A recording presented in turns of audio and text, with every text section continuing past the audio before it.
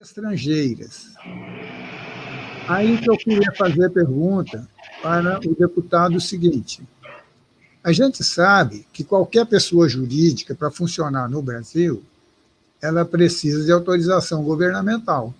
Isso está na lei de introdução às normas de direito brasileiro, né? Ela precisa de ter autorização. Portanto, é de se supor que o governo deve ter, se não tiver, é muita desorganização, deve ter um cadastro de todas as pessoas jurídicas estrangeiras que funcionam no Brasil. E eu diria, de modo especial, na Amazônia, já que a Amazônia é o pulmão, chamado pulmão do mundo, e não sei mais o quê. Eu pergunto, sem nenhuma pretensão outra, a não ser de esclarecer: se a pessoa jurídica estrangeira precisa de autorização, portanto, nós sabemos quem é quem. E, estendendo a questão, a gente está sempre ouvindo que a ONG desvirtua para cá, desvirtua para lá. Não seria o caso de caçar a autorização para funcionar no Brasil?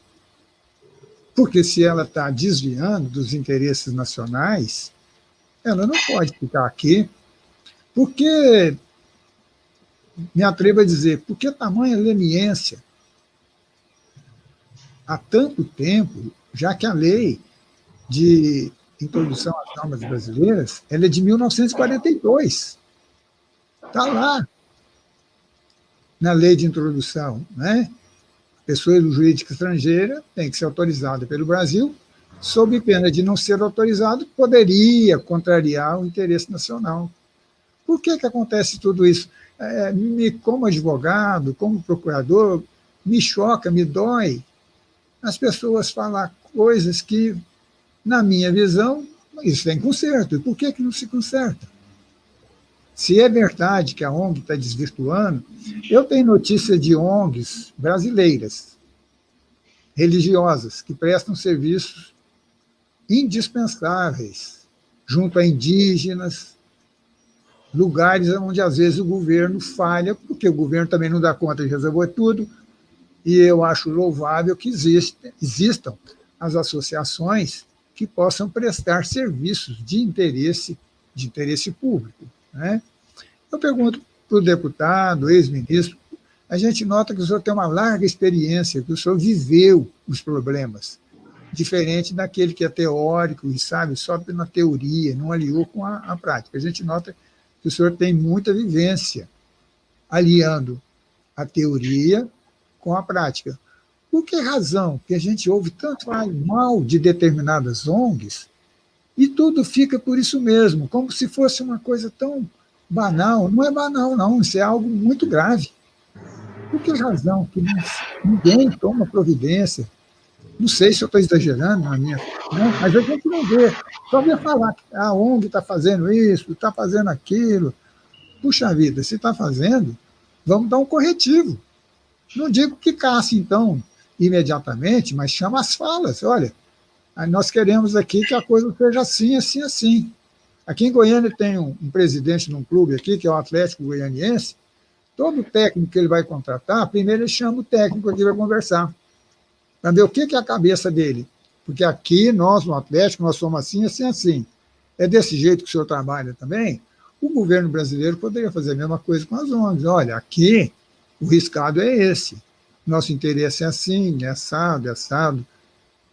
A gente não vê falar, pelo menos não vê publicar coisa nenhuma sobre isso.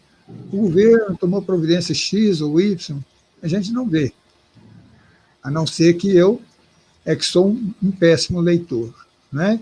Essa é a minha questão para o deputado, reprisando, explorando todo esse conhecimento que a gente nota que o senhor tem, aliando a vida prática com a vida da teoria, por ter passado bastante tempo no legislativo e no executivo. Não é outra a minha pretensão, senão de buscar esclarecimento.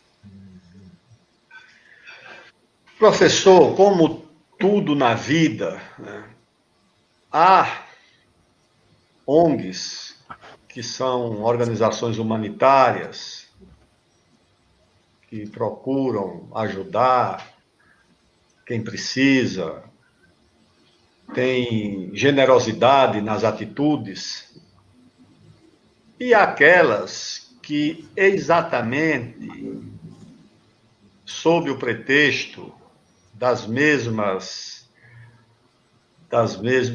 objetivos, cuidam de outros interesses. Aliás, no Brasil você tem muitas ONGs boas e você tem aquelas que são agências de interesses antinacionais.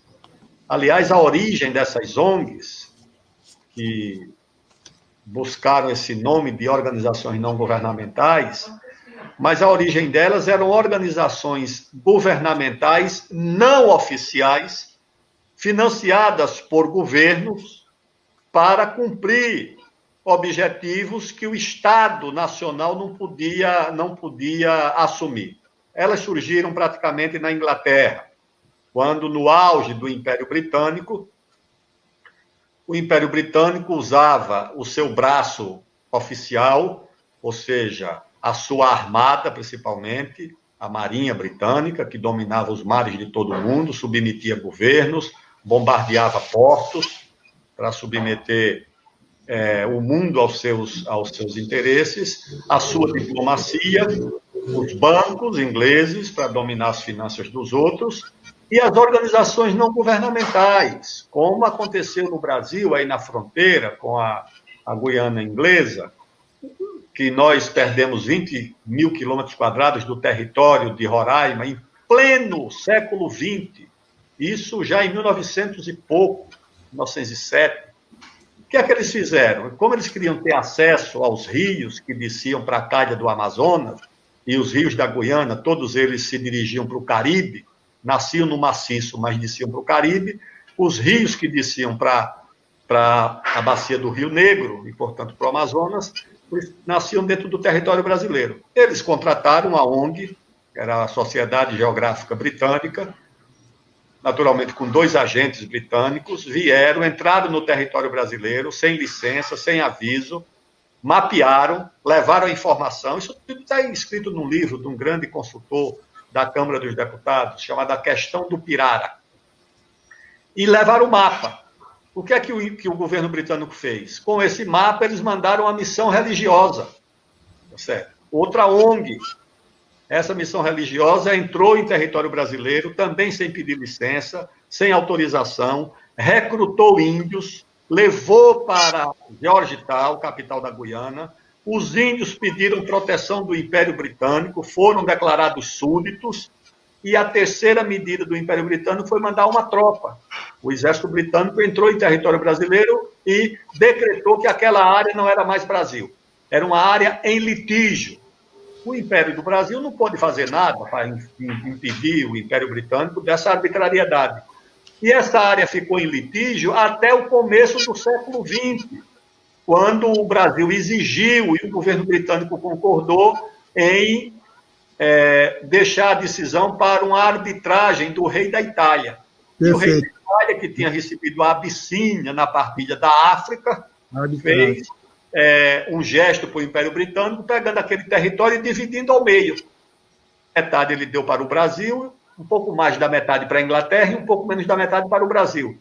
Isso tudo montado por 3 ONGs. Então, as ONGs atuam assim, numa região inóspita, que é a Amazônia, pouco fiscalizada, onde a presença do Estado muitas vezes é só o Exército, mas uma presença rarefeita, porque tem dos 17 mil quilômetros de fronteira do Brasil, acho que 2/3 está na Amazônia. Então, essas ONGs chegam lá. Aí já teve denúncia de ONG que pediu licença FUNAI para pesquisar os índios lá de uma tribo, e quando chegou lá, o índio depois denunciou que eles foram fazer coleta de sangue. Mas por quê? Porque são índios que têm uma grande resistência à malária, uma grande imunidade à malária. E essa ONG foi lá, travestida de não sei o quê, para recolher sangue, para fazer pirataria biológica, porque já tinham feito pirataria botânica, quando levaram a borracha da Amazônia para plantar na Malásia. Isso tudo acontece em grande escala. Portanto, eu acho que o governo precisava fiscalizar, mas aqui o Brasil também caiu muito as nossas defesas, a nossa imunidade de patriotismo, de nacionalismo. Nós fomos tomados de um cosmopolitismo sem limite, que atingiu todas as ideologias. Há o cosmopolitismo da direita, que se inspira no Trump, em Miami, e acha que o Brasil não serve para nada, que nós somos uma civilização perdida, que a civilização boa são as civilizações nórdicas, a Europa, que é o que o ministro das Relações Exteriores acha, que o Trump era o guardião da civilização ocidental e que a nossa civilização mestiça não serve para nada.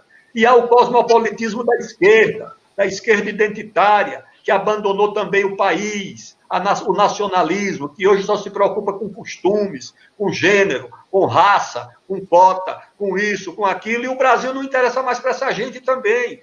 Então, a resultante disso é que as instituições, o Supremo Tribunal Federal, que parece uma corte universal, o Supremo Tribunal Federal é a corte constitucional da nação brasileira, não é uma corte constitucional do mundo. Ela tem um país, ela foi instituída pelo Estado Nacional Brasileiro. A sociedade nacional criou o Estado criou as instituições. Mas, às vezes, eu ouço alguns ministros do Supremo que parece que eles são ministros da Suprema Corte de qualquer país do mundo. São defensores de causas universais. O Brasil concreto, o Brasil real, o Brasil profundo, muitas vezes passa longe das nossas instituições, da mídia, do judiciário, do Congresso, das esquerdas, das direitas. Eu fico olhando aqui a esquerda dizendo que o Brasil vai ser salvo se o Biden ganhar a eleição. E a direita desesperada, achando que é o Trump que vai salvar o Brasil. Pelo amor de Deus, esses homens, seja lá quem for eleito, vão pensar nos Estados Unidos, nos interesses da América. O Brasil não está no mapa das preocupações deles, a não ser para tirar proveito. Mas no Brasil aconteceu isso. Por essa razão é que nós não fiscalizamos essas ONGs, porque o Supremo protege as ONGs. O Congresso fez uma CPI para quebrar o sigilo fiscal dessas ONGs. O Supremo suspendeu a quebra do sigilo. Quebra sigilo de empresário, de político, de todo mundo, das ONGs, o Supremo suspendeu a quebra de sigilo. Ou seja, por que o Congresso Nacional não pode saber de onde vem o dinheiro das ONGs? Por que o Congresso Nacional não pode saber disso?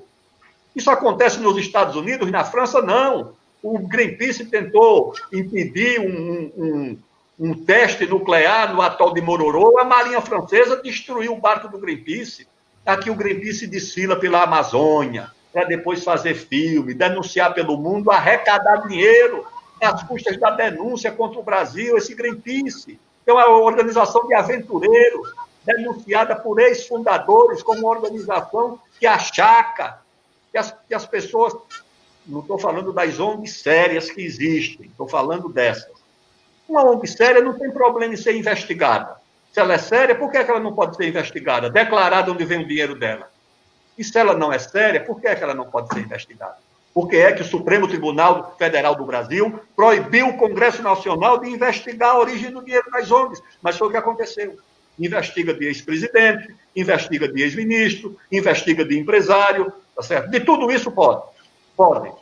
Mas só não pode das ONGs. Porque o país foi tomado por esse cosmopolitismo meio apátrida. Essa é que é a palavra correta. Não estou falando do cosmopolitismo que cultiva a cultura, as artes do mundo, a ciência, a pesquisa. Esse cosmopolitismo é desejável, esse internacionalismo de usufruto comum da ciência, da cultura, do conhecimento, tudo isso é desejado. Agora, o Brasil se submeter à pressão, à manipulação de organizações internacionais financiadas com interesses comerciais, com interesses de outros países, isso não. Mas, infelizmente, nós não estamos preparados para essa jornada.